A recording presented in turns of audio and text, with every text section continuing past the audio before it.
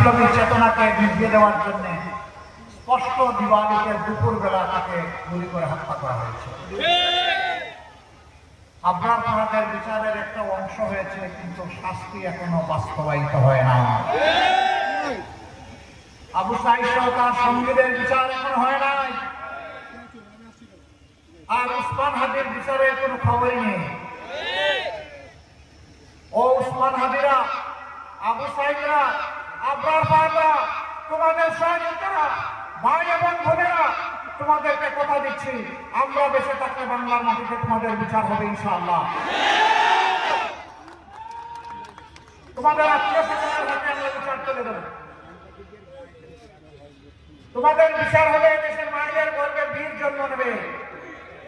তোমাদের হত্যাকাণ্ডের বিচার না হলে দেশে বীর জন্মাবে না।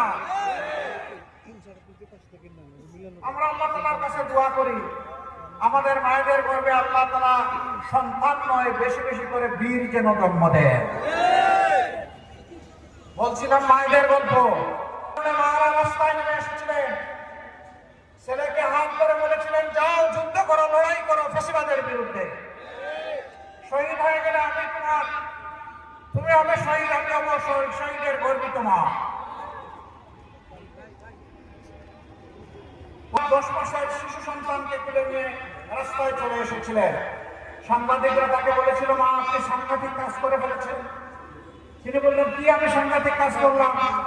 বলে যে এই অবুজ শিশু কুলে নিয়ে, বুকে নিয়ে একটা গুলি এসে ফুল করে আপনাকে, আপনার সন্তানকে শেষ করে দেয়।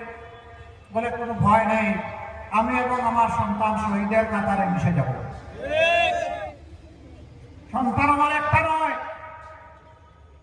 আজ বাংলাদেশে যতগুলো তরুণ তরুণী, যুবক যুবতী রাস্তায় নেমেছে ন্যায়ের পক্ষে, মানবতার মুক্তির পক্ষে লড়াই করতে, এই সমস্ত তরুণ তরুণী, যুবক যুবতী সবগুলো আমার সন্তান। মা তোমাকে সালাম। তোমাদের মতো মা ছিল বলে যারা দুর্দণ্ড প্রথমে মনে করতো কিয়ামতের আগ পর্যন্ত, তাদের মরণের আগ পর্যন্ত বলি ছাড়তে হবে না, আমাদেরকে পবিত্র বিজয় দান করে। প্রথম কাজ হবে ঘরে চলাচলে, কর্মস্থলে মায়েদের নিরাপত্তা এবং তাদের মর্যাদা নিশ্চিত করা। তার মর্যাদা এবং নিরাপত্তার সাথে ইনশাআল্লাহ এদেশের উন্নয়ন অগ্রগতির অংশীদার হবেন, কাজ করবেন। যার যার যোগ্যতা মোতাবেক। এ রাষ্ট্র দেখবে না তিনি কোন দলের, কোন ধর্মের, এই রাষ্ট্র দেখবে তিনি কোন যোগ্যতা